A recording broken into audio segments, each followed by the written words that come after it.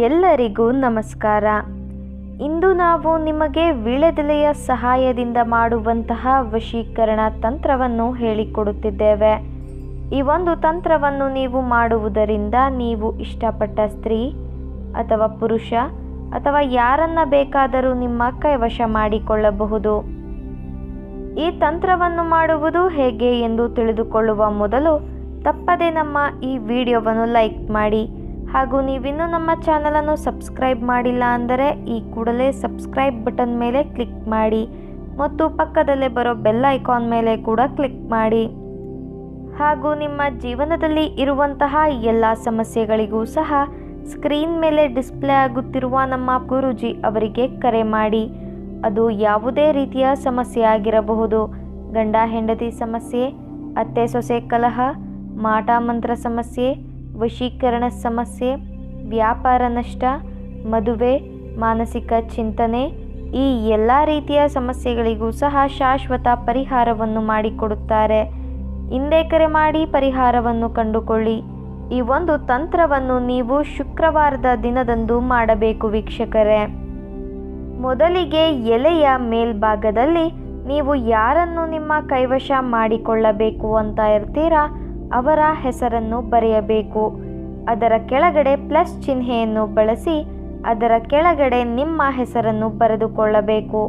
ನಾವು ವಿಡಿಯೋದಲ್ಲಿ ತೋರಿಸುತ್ತಿರುವ ಹಾಗೆಯೇ ಮಾಡಬೇಕು.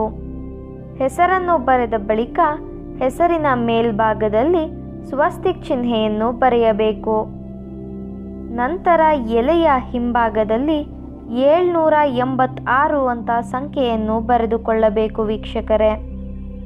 ಸಂಖ್ಯೆಯನ್ನು ಬರೆದ ಬಳಿಕ ವೀಳ್ಯದೆಲೆಯನ್ನು ಫೋಲ್ಡ್ ಮಾಡಿ ನಿಮ್ಮ ಕೈ ಮುಷ್ಟಿಯಲ್ಲಿ ಹಿಡಿದುಕೊಂಡು ನೀವು ಯಾರನ್ನು ನಿಮ್ಮ ಕೈವಶ ಮಾಡಿಕೊಳ್ಳಬೇಕು ಅಂತ ಇರ್ತೀರಾ ಅವರ ಹೆಸರು ಹಾಗೂ ಅವರ ಭಾವಚಿತ್ರವನ್ನು ನಿಮ್ಮ ಮನಸ್ಸಿನಲ್ಲಿಯೇ ನೆನಪಿಸಿಕೊಳ್ಳುತ್ತಾ ಅವರು ಸಂಪೂರ್ಣವಾಗಿ ನಿಮ್ಮ ಕೈವಶವಾಗಲಿ ಎಂಬ ಸಂಕಲ್ಪವನ್ನು ನೀವು ಮಾಡಬೇಕು.